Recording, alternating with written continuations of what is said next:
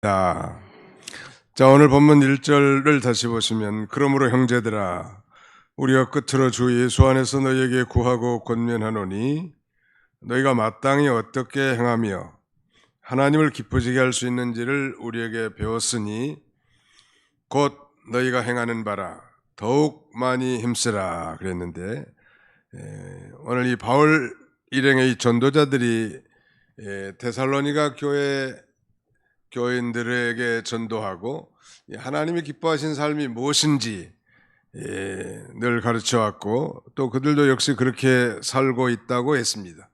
근데 소위 그 주마 가편이라는 말이 있는데, 달리는 말에 채찍을 가하다, 그런 뜻 아니겠습니까? 이제 그런 삶을 더욱 많이 힘쓰라고 1절 하반절에 곧 너희가 행하는 바라 더욱 많이 힘쓰라, 이렇게 말씀하고 있습니다. 오늘 이 말씀에 의지해서 하나님을 기쁘시게 하는 삶을 살라, 이런 제목으로 하나님 말씀을 선포하고 함께 은혜 받고자 합니다. 자, 제목을 한번 따라 잡시다. 하나님을 기쁘시게 하는 삶을 살라. 예, 이 데살로니가 전서는 내용적으로 크게 두 부분으로 대별됩니다. 전반부는 1장부터 3장까지인데요. 이 데살로니가 교회에 대한 바울의 감사와 칭찬의 부분이라고 한다면, 후반부 이 4장 5장은 그럼에도 불구하고 이 데살로니가 교회가 믿음의 역사, 또 사랑의 수고, 그리고 소망의 인내를 가진 모범적인 교회이긴 하지만, 그럼에도 불구하고 몇 가지 이 문제에 대한 교훈과 권면의 내용이 후반부에 기록되어 있습니다. 자, 그렇다면 오늘 본문을 전감삼아 우리 예수님의 재림을 기다리는 오늘 21세기를 사는 우리 성도들이 더욱 많이 힘써야 할 하나님이 기뻐하시는 삶은 무엇일까요? 거기 오늘의 말씀 주보 순서지를 참고하시기 바랍니다. 자, 한번 따라서 해보겠습니다.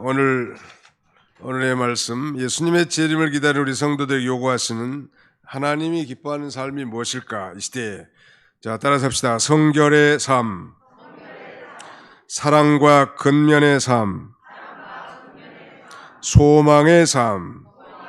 네, 아주 간단하죠. 사랑과 맨 처음에는 성결, 그 다음에는 사랑, 그 다음에는 근면, 그리고 마지막은 소망. 이 네 개 단어를 집중해서 기억하시면 될 것 같습니다. 먼저 이 성결의 삶, life of sanctification, 혹은 life of holiness, 거룩한 삶 같은 말이겠죠. 이 성결이라는 말의 이 성자는 거룩할 성자이고 결자는 깨끗할 결자입니다. 성결이라는 건 곧 거룩하고 깨끗함, 그런 의미가 있죠. 우리 한국에서 자생한 소위 성결교단이라고 하는 교파가 있는데, 이 교파의 중심 교훈 중에 하나는 바로 이 성결입니다. 중생 성결, 신유 재림, 이런 중요한 교리를 중심으로 교회인들을 인도하고 있죠. 근데 이 교단 이름을 아예 성결교단이라고 할 정도로 이 성결이라고 하는 건 아무리 강조해도 지나치지 않을 것입니다. 우리 구약성경 창세기, 출애굽기, 레위기, 민수기, 신명기를 소위 모세오경이라고 합니다. 또 율법서라고도 부르죠. 이 모세오경 가운데 세 번째 책, 이 레위기의 중심 단어, 키워드는 holiness, 즉 성결함인데요. 하나님의 백성이 거룩함을 강조하고 있습니다. 이 거룩함, 그것은 곧 하나님의 뜻이라고 바울은 데살로니가 교회에 단도직입적으로 지적합니다. 자, 거기 3절을 보십시오. 하나님의 뜻은 이것이니 너희의 거룩함이라. 한번 따라서 합시다. 하나님의 뜻은 이것이니 너희의 거룩함이라. 거룩과 성결은 다 혼용해서 같은 내용인데 혼용해서 사용할 수 있습니다. 거룩이라는 말은 하기오스라는 말인데, 이건 단순히 깨끗함만을 의미하지 않고 구별된 삶, 이것도 포함되어 있습니다. 구별된 삶. 이제 예수 그리스도의 피로 말미암아 죄사함, 곧 구원함을 얻은 자들은 세상의 이방 사람들과는 구별된 그런 삶을 살아야 할 것입니다. 여호와 하나님께서 언약 백성들에게 성경 여러 군데서, 구약과 신약에서 내가 거룩하니 너희도 거룩할지니라 이렇게 말씀하시고, 더 나아가서 하나님께서는 우리를 이 세상에서 불러내신 목적도 바로 이제는 이방인들과 같은 그런 우상을 숭배하고 더러운 그런 삶을 살지 말고 거룩한 삶을 살도록 불러내셨다고. 오늘 보면 7절을 보십시오. 하나님이 우리를 부르심은 부정하게 하심이 아니요 거룩하게 하심이니. 부정과 거룩은 이 대조되는 말입니다. 이 불결과 성결이 대조되는 것처럼 부정과 거룩이 대조되는 단어란 말. 이제는 좀 이 거룩한 삶을 살도록 우리를 이렇게 불러 주신 것입니다. 히브리 기자는 이렇게 편지하는데, 모든 사람과 더불어 화평함과 거룩함을 따르라. 이것이 없이는 아무도 주를 보지 못하리라. 모든 사람과 더불어 화평함과 거룩함을 쫓으라, 따르라. 이것이 없이는 아무도 주를 보지 못하리라. 거룩함이 없이는 하나님과 친밀한 교제가 불가능함을 그렇게 말씀하고 있는 것입니다. 유명한 이 기도 시리즈를 편에서 유명해진 E.M. 바운스라고 하는 목사님은 그의 기도 시리즈 제1권 1장 기도의 능력 부분에서 성결함은 곧 기도의 능력이다 이렇게 갈파합니다. 역설적으로 기도의 능력은 성결함에 있다. 좀 더 풀어서 설명하자고 한다면, 성결함이 없이는 주님을 볼 수도 없고 주님과 친밀한 교제도 할 수 없을 뿐만 아니라 주님의 능력을 덧입을 수 없다. 이 더럽고 추악한 그런 삶 가지고 우리 하나님과는 공존할 수 없는 것입니다. 어떻게 빛과 어두움이 함께할 수 있겠습니까? 그리스도와 벨리알이 좋아할 수 없는 것입니다. 그러므로 우리는 이 더러운 죄악 가운데서 구원해 주신 것은 이제 그 더러움을 벗어버리고 거룩한 삶을 살도록 하기 위한 것입니다. 오늘 바울 사도는 이 데살로니가 보낸 편지의 그 첫 번째에서 데살로니가 교회가 짧은 시간 동안 복음을 듣고 모범적인 교회로 정말 믿음의 역사와 사랑의 수고 그리고 소망의 인내를 가진 교회지만, 그러나 아직도 그 연약한 자들이 그 이방사의 영향을 충분히 받을 수 있기 때문에 말하자면 염려차 그들에게 이 성결한 삶을 살라고, 그래야 그것이 하나님을 기쁘시게 할 수 있다고 그렇게 교훈하고 있는 것입니다. 당시에는 이방 종교사의 성적 방종과 타락의 중심부에서 살아가는 이 데살로니가 교회 성도들에게 소위 성적 성결과 같은 이 도덕적 문제에서 분명한 사도적 가르침이 필요했던 것이죠. 성적 성결, sexual purity. 이 성적으로 순결하지 못한 사람은 하나님과 깊은 교제, 친밀한 교제를 결코 할 수 없고 하나님의 능력을 덧입을 수 없단 말이에요. 그런데 온통이 당시 사회가 이 부정하고 부도덕한 사회였습니다. 1세기 헬라사의 남성들은 부부 사이에서만 가능한 이 성적 관계에 대해서 대단히 무지한 상태로 살았습니다. 당시 이방 종교들은 성결을 가르치지 않은 건 당연하거니와 그들은 이 성적 쾌락을 즐기기 위해서 자기 부인 외에 몰래 사통하는 정부를 뒀고 창녀와 일상적으로 성적 관계도 가졌다는 거예요. 아니 오히려 풍요와 다산을 희구하는 그 제사 형식, 제의 형식의 일환으로 종교적 매춘을 조장하기도 하였습니다. 가령 이 고린도 지역의 미의 여신으로 알려진 아프로디테라고 하는, 아프로디테를 섬기는 아프로디테 신전에는 무려 1000명의 여사제들이 섬기고 있는데, 그들은 모두 신전 창기, 즉 종교적 창녀들이었다는 것은 역사적으로 잘 알려진 사실입니다. 이런 1세기 헬라사의 문화적 배경 속에 살았던 이 데살로니가 교인들이 이제 막 복음을 듣고 회심해서 하나님을 섬기려고 하는 소위 기독교로 전향한 그런 가운데 있는데, 그러므로 바울은 그들이 성적으로 문란한 사회 분위기에 휩쓸려서 쉽게 동요되지 않도록 하나님의 뜻은 거룩함이라 이렇게 분명히 선언하고 음란을 버리라고 강력하게 교훈하고 있습니다. 더 나아가서 바울은 하나님의 자녀된 성도가 이제 하나님을 모르는 이방인들이 쫓는 그런 이방인들이 행하는 그런 세욕을 쫓지 말고 성결한 삶을 살도록 촉구하고 있습니다. 적극적으로는 이제 성범죄 유혹에 넘어가지 않도록 오히려 남자 성도들은 적극적으로 각각 자기 아내를 거룩함과 존귀함으로 대할 줄 알아야 한다고 그렇게 교훈하고 있습니다. 자, 거기 한번 읽어보겠습니다. 3절부터 5절까지 같이 한번 읽어보겠습니다. 3절 5절 시작. 하나님의 뜻은 이것이니 너희의 거룩함이라 곧 음란을 버리고 각각 거룩함과 존귀함으로 자기 아내 대할 줄을 알고 하나님을 모르는 이방인과 같이 세욕을 따르지 말고 이 일의 본수를 넘어서 형제를 해하지 말라. 거기까지. 바울은 이 고린도 교회를 향해서도 아주 성도의 몸이 성령님이 계시는 거룩한 성전이라고 상기시키면서 그러면 누구든지 거룩한 하나님의 성전을 더럽히면 하나님께서도 그 사람을 멸하실 것이라고 그렇게 경고하고 있습니다.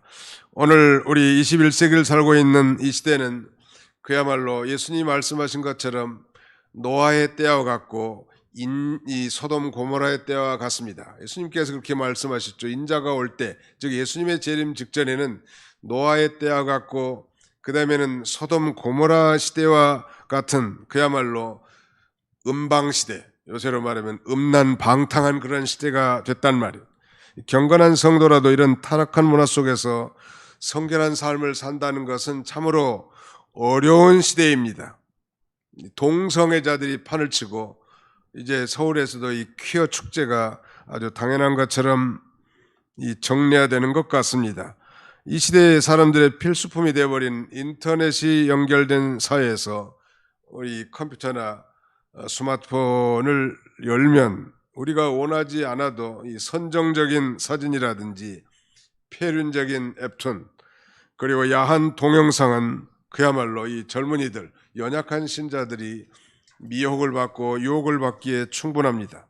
그러나 이런 시대를 산다 할지라도 우리 성도들은 음행을 피하고 성결한 삶을 살아야 합니다. 그것이 하나님의 뜻이기 때문이죠. 그게 어떻게 가능할까요? 우리의 인간의 힘 가지고는 불가능합니다. 어떻게 하면 이 시대에도 이 성결한 삶, 하나님이 기뻐하는 삶을 살 수 있을까? 그것은 그 비결이 있다면 바로 성령을 쫓아 행하는 것입니다. 다시 말씀드리면 성령을 따라 사는 것입니다. 좀 더 쉽게 표현한다면 우리의 중생한 영이 거듭난 영이 성령의 인도를 따라 하나님의 기뻐하신 뜻을 순종해서 살아갈 때 우리는 육체의 욕심을 이기고 하나님이 기뻐하시는 거룩함을 이루어 나갈 수 있는 것이죠. 아무도 스스로는 그렇게 살기가 어렵단 말이에요. 왜냐하면 우리는 이 성령을 받은 거룩한 하나님의 자녀임과 동시에 여전히 우리 속에는 부패성, 즉 부패적인 성품인 이 욕심이 가득 차 있는 인생들입니다. 그러므로 우리 그리스도인들이 날마다 이 선택의 기로에 있다고 하지 않았습니까? 과연 내가 오늘 하루 성령의 인도를 따라 하나님을 기뻐하신 뜻을 순종하며 살 것인지 아니면 여전히 내가 하고 싶은 대로 내 욕심대로 살 것인지 이것은 이 선택해야 하고 선택은 자유지만 그 선택의 결과는 하나님을 기쁘시게 하는 것과 그 다음에 그렇지 않는 삶과 크게 달라질 것입니다. 그러므로 우리가 성령을 따라 행하지 않고 육체의 소욕을 따라 살 때 우리는 육체의 열매가 맺힙니다. 반면에 성령을 따라 행할 때 우리는 성령의 9가지 열매가 맺히는 것이죠. 바울은 계속해서 갈라디아 교회 보낸 편지에서 육체의 일이 분명하다고 말하면서 무려 15가지의 육체의 열매를 언급하는데 음행과 더러운 것과 호색과 우상숭배와 추술과 원수 맺는 것과 분쟁과 시기와 분냄과 당짓는 것과 분열함과 이단과 토기와 술취함과 방탕함이라고 무려 15가지 가운데 맨 첫 번째, 두 번째, 세 번째가 바로 성적 방종의 죄란 말. 신자도 타락하면, 신자도 육신의 죄 있는 타락에서 본성을 따라 살면 가장 먼저 이 성적으로 부패한 죄를 짓게 된단 말.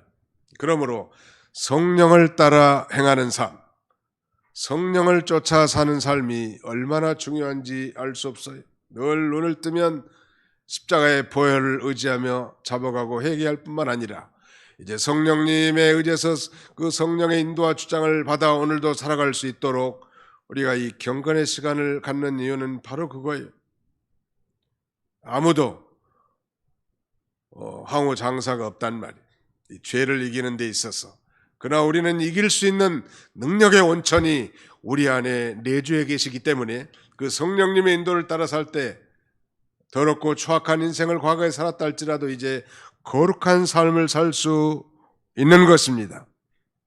이 놀라운 사실은 이런 이유 육체의 열매를 맺는 자들은 바울은 하나님의 나라를 유업으로 받지 못할 것이라고 경고하고 있습니다. 무시무시한 것이죠. 평생 이 불택자들은 평생 회개하지 않고 내내 이런 15가지 죄를 짓다가 결국 이 비참한 형벌을 당할 수밖에 없지만 문제는 우리 성도라도 성령의 인도를 따라 살지 않고 육체의 죄 있는 본성을 따라 살게 되면 이런 죄를 범할 수 있단 말. 그때 우리가 어떻게 해야 될까요? 철저하게 하나님 앞에 회개해야 할 것입니다. 구약시대에도 죄 많은 인간이 거룩하신 하나님 앞에 어떻게 나갈 수 있었는가, 이것을 기록한 책이 소위 레위기입니다. 그 중심 단어, 키워드가 거룩함, 성결함이라고 말씀드렸는데 바로 이 짐승의 희생의 제사, 짐승 희생의 피의 제사를 통하여 죄 많은 인간이 죄 씻음을 받고 거룩하신 하나님을 아련하여 주의 음성을 듣고 주님과 동행할 수 있었던 것처럼 오늘 신약시대에도 우리가 정말 한 주간 동안 죄 가운데 살다가도 우리 주님 앞에 나와 진정으로 회개합니다. 예수님의 피를 힘입어서. 그래서 히브리 기자는 히브리서 10장 19절 이하에 이렇게 말씀합니다. 그러므로 형제들아, 예수의 피를 힘입어 우리가 성소에 들어갈 담력을 얻었나니 그 길은 우리를 위하여 열어놓으신 새롭고 산 길이요 휘장은 저의 육체니라. 바로 예수 그리스도의 육체가 깨짐으로 우리가 당당하게 이제 하나님 앞에 나갈 수 있는 길이 열렸습니다. 어떻게? 예수님의 피를 힘입어. 우리 찬송가에는 그 피에 대한 찬송이 너무너무 많죠. 여러분들이 한번 대답해 보세요. 나의 죄를 씻기는 예수의 무엇밖에 없네. 예수의 피밖에 없다. 평안함과 그 다음에 뭐죠? 평안함과 소망도 예수의 피밖에 없네. 이렇게 노래한다는 말. 예수님의 피. 아무튼 예수님의 피가 우리의 심령에 강물처럼 흐르지 않는 사람들은 종교인인지 수상하다고. 우리는 정말 하나님 앞에 감히 나설 수 없는 존재들이야. 주의 자비와 긍휼과 은혜가 아니면 하나님 앞에 설 수 없는 그런 인생들인 줄 알고 하나님 앞에 다른 사람 판단할 거 없어요. 내 자신이 정말 바울 사도와 같이 내가 죄인 중에 괴수라고 그런 심령으로 하나님 앞에 철저히 회개하고 이제 내 안에 내주에 계신 그 성령을 근심하게 하지 말고 성령님의 인도와 주장을 따라 살 때 우리 같이 부족하고 허물이 많은 자를 통해서도 주의 거룩함을 이뤄갈 수 있단 말이, 또 주의 거룩한 교회를 세워나갈 수 있게 해놓으신 것입니다. 믿으시면 아멘 합시다. 두 번째는 사랑과 근면의 삶이. 자, 오늘 9절로 10절을 같이 한번 읽겠습니다. 9절로 10절까지 시작. 형제의 사랑에 관하여는 너에게 쓸 것이 없음은 너희들 자신이 하나님의 가르치심을 받아 서로 사랑함이라. 너희가 온 마게도냐 모든 형제에 대하여 과연 이것을 행하여도다. 형제들아 권하노니 더욱 그렇게 하고. 오늘 하나님을 기쁘시게 하는 삶을 살라고 했는 그 첫 번째 바로 성결의 삶에 이어서 9절에 보니까 형제 사랑에 관하여는 너에게 쓸 것이 없다. 이 얘기는 무슨 말입니까? 정말 이 데살로니가 교회 성도들이 형제 사랑을 바울이 기대한 것 이상으로 실천하고 있음을 반증한 것이고, 이 데살로니가 교회 성도들을 지극히 칭찬하는 그야말로 칭찬 모두 아니겠습니까? 형제 사랑에 가해는 너에게 쓸 것이 없다. 그 종이에 더 이상 가필할 필요가 없다. 그런 칭찬이. 여기서 형제 사랑은 이 필라델피아스라고 하는데요, 필로스라고 하는 형제 사랑에다가 아델포스라고 하는 형제가 덧붙여가지고 형제 사랑, 필라델피아스라고 씁니다. 성도들 상호간의 사랑에 관해서 더욱 말하자면 힘쓰라는 교훈인데, 아가페적인 사랑보다는 대단히 한계성을 가지고 있는데, 그 9절 하반절에 보시면요, 이 형제 사랑에 관해 너에게 쓸 것이 없음은 너희들 자신이 하나님의 가르치심을 받아 서로 사랑함이라. 이 두 번째 이 사랑은 아가판이라는 단어를 씁니다. 헬라어로. 이 아가판이라고 하는 건 그의 원형 동사가 아가파오인데, 이건 무조건적이고 희생적인 사랑.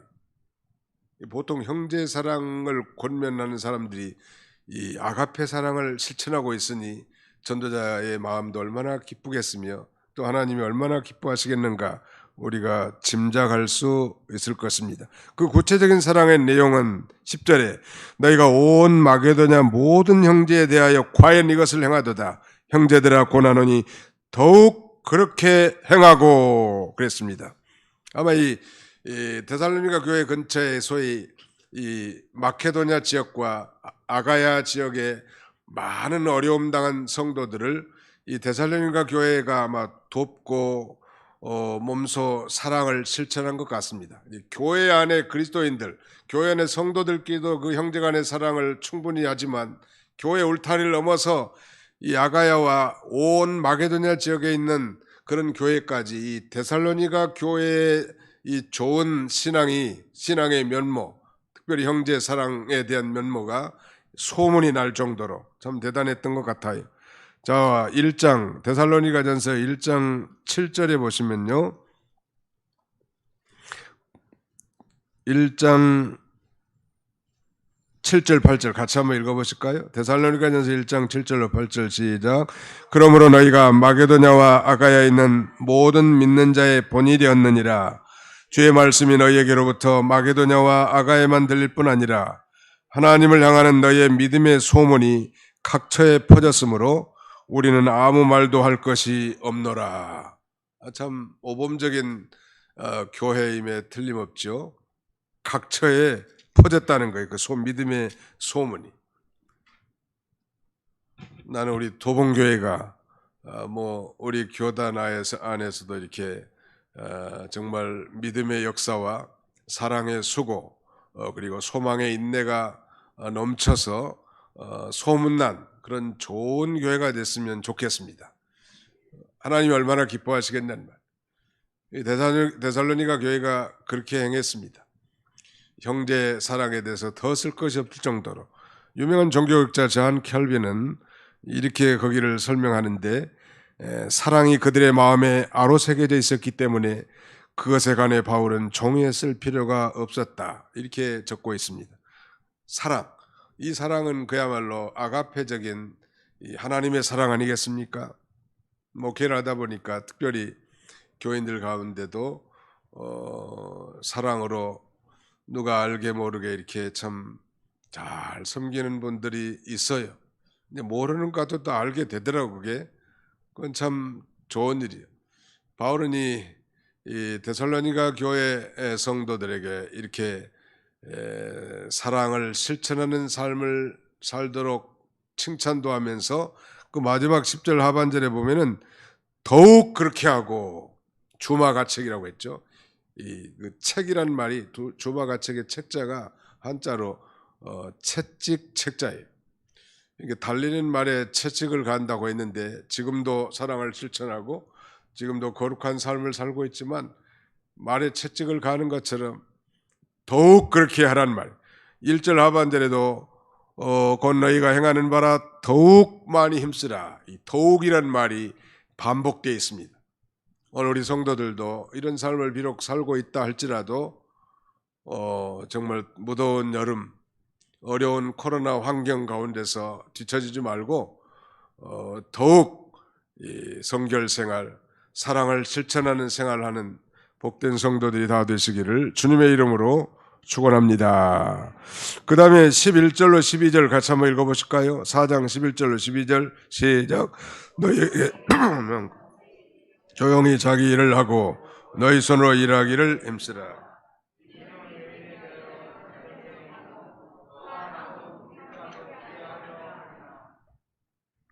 네, 이제는 근면의 삶을 가리킵니다.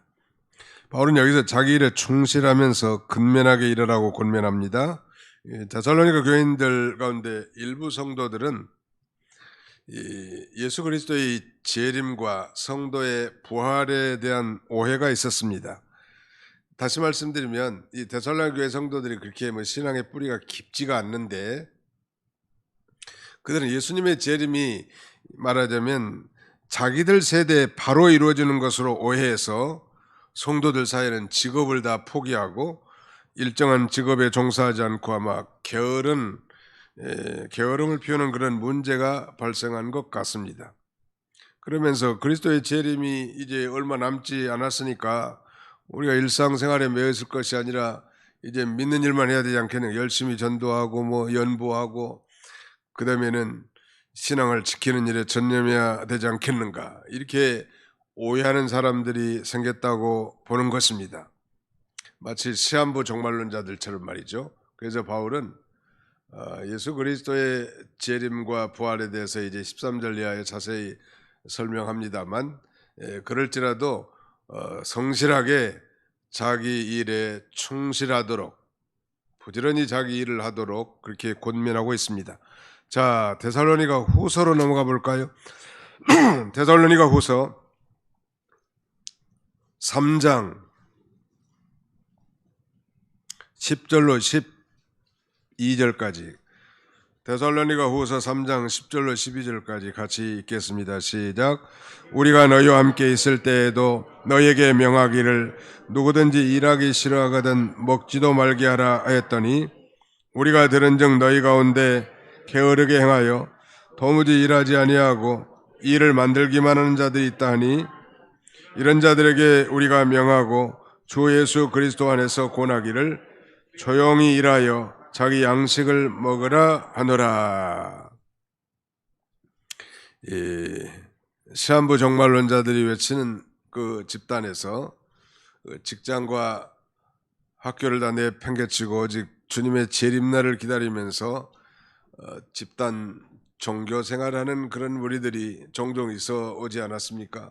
요새도 아마 그런 무리들이 있을 건데, 대표적으로 1992년 10월에 이장님 씨라고 하는 사람이 그를 따른 추종자들과 함께 그날 10월 29일인지 정확한 날짜는 모르겠는데, 아무튼 예수님이 재림한다고 그래서 TV에서 아주 생중계까지도 하고 하는 그런 해프닝이 있었습니다. 오늘 우리 그리스도인도 마찬가지. 우리가 이 임박한 예수 그리스도의 재림을 믿고 종말론적 신앙생활하는 것은 중요하지만, 만약 내일 예수님이 재림한다 할지라도 오늘까지, 우리는 그때까지라도 최선을 다해서 신앙생활과 가정생활 그리고 사회생활을 잘해야 하는 것이 성경에 이 말은 균형 잡힌 교훈이라고 말씀드릴 수 있습니다. 유명한 이 감리교의 창시자 요한 웨슬레 목사님에게 어느 날 한 신자가 질문했습니다. 목사님, 만약에 내일 예수님께서 재림하신다면 목사님은 어떻게 하시겠습니까? 이런 질문에 대해서 요한 웨슬레 목사님은 아무 말도 없이 자기 주머니에서 수첩을 이렇게 꺼냅니다. 수첩을 꺼내서 편 다음에 자신의 스케줄, 내일 일정을 이렇게 얘기합니다. 내일 7시에는 아무개 모임에 경건의 예배를 인도하고, 8시에는 아침 조식이 끝난 다음에 9시부터는 신방이 약속되어 있습니다. 무슨 말인가? 예수님의 재림이 가까웠다고 동요하거나 아니면 자신의 생업과 학교를 포기하고 자신의 직무를 소홀히 해서는 안 된다는 것. 예수님이 재림하는 순간까지라도 우리는 우리의 일상 모든 생활을 정상적으로 하고 최선을 다해야 할 것입니다. 저는 개인적으로 이렇게 우리가 예배드리고 있는 날 예수님이 재림하시면 너무나 좋을 것 같아요. 빰빠라밤 하면서 천사장의 나팔과 호령소리 함께 예수 그리스도가 구름을 가르고 공중에서 재림하는 모습을 보고 싶단 말. 보고 싶다고 볼 수 있는 건 아니지만 아무튼 그런 가운데 주님의 재림을 목격한다면 얼마나 좋겠습니까? 데살로니가 교회가 시한부 종말론을 신봉하는 사교 집단은 아니지만 1세기에 당시 팽배해 있던 임박한 종말에 대한 잘못된 인식으로 인해서 일부 성도들이 이렇게 생업을 내팽개쳤을 가능성이 있는 것입니다. 그래서 바울은 일하기 싫거든 먹지도 말라고, 조용히 자기 일에 성실하게 감당하라고 그렇게 권면하고 있습니다. 하나님이 기뻐하시는 삶, 종말을 살아가는 예수 그리스도의 재림 임박한 이 시대에 오늘 우리 그리스도인들도 어떻게 살아야 할까요? 세상과 부하내동해서 부정하게 살지 말고 성결한 삶을 살라는 말이에요. 그 다음에는 사랑과 근면을 실천하는 그런 삶을 살도록 교훈하고 있습니다. 시간이 다 돼서 마지막 세 번째는 소망의 삶입니다. 소망의 삶을 사는 것입니다. 자, 13절로 14절을 같이 읽어보실까요? 13절로 14절 시작. 형제들아, 자는 자들에 관하여는 너희가 알지 못함을 우리가 원하지 아니하노니 이는 소망 없는 다른 이와 같이 슬퍼하지 않게 하려 함이라. 우리가 예수께서 죽으셨다가 다시 살아나심을 믿을진대 이와 같이 예수 안에서 자는 자들도 하나님이 그와 함께 데리고 오시리라. 이 자는 자들에 관하여는 너희가 알지 못함을 우리가 원하지 아니한다. 부정 플러스 부정은 강력한 긍정이에요.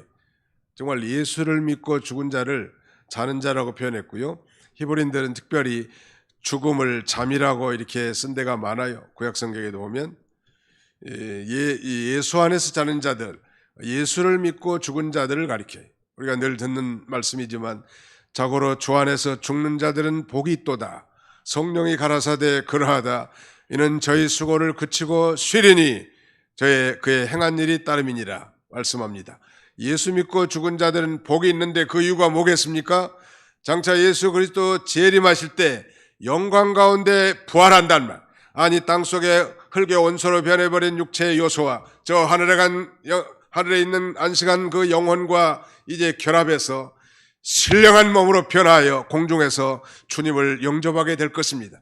그러므로 소망이 없는 다른 이들과 같이 지나치게 슬퍼하지 말란 말이에요. 그 벽제화장터를 전에 많이 댕겼어요. 다른 교회에 있을 때.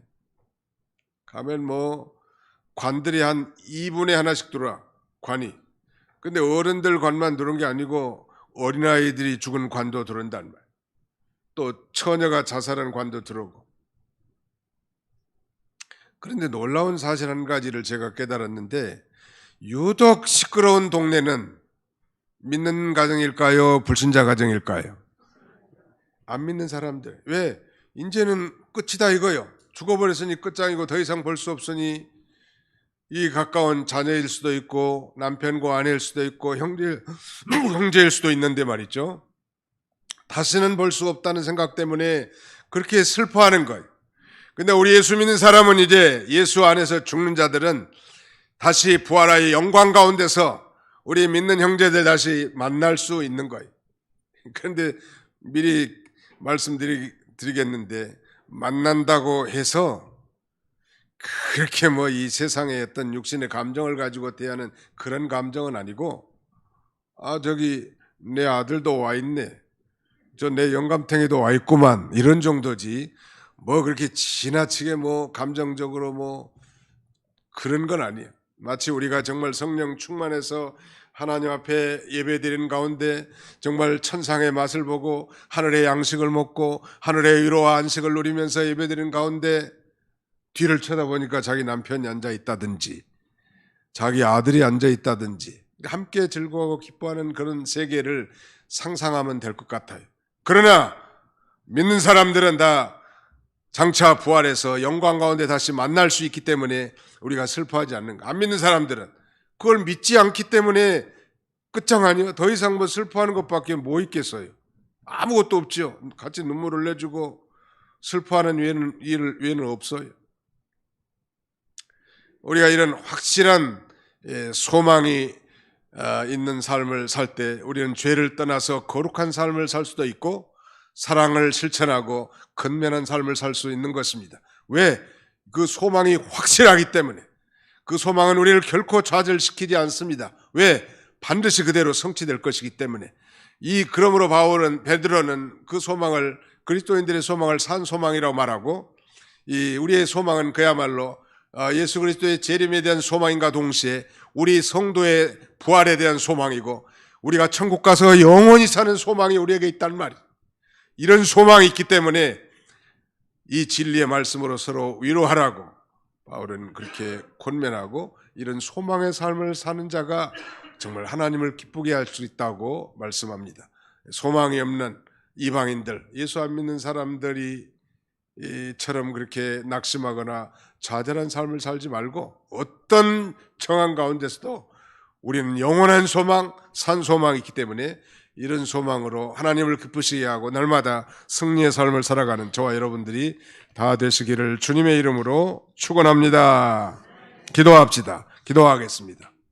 살아계신 우리 아버지 하나님께서 오늘도 이 거룩한 주일을 허락하시고 원근각지에서 새벽부터 이 시간까지 불러 모으시고 우리 하나님 앞에 신령과 진정으로 예배하게 하심을 진심으로 감사합니다. 만물의 마지막이 가까운 이런 시대에 참으로 이 노아의 시대와 소돔 고모라의 시대와 같이 음란 방탕한 이런 시대에도 우리 하나님이 원하시는 뜻은 성도의 거룩함이고 성결한 삶이라고 했사오니 우리 자신들을 되돌아보고 그렇게 살지 못한 걸 철저하게 회개하고 성령의 인도를 따라 살아갈 수 있는 저희가 다 되도록 인도해 주시옵소서.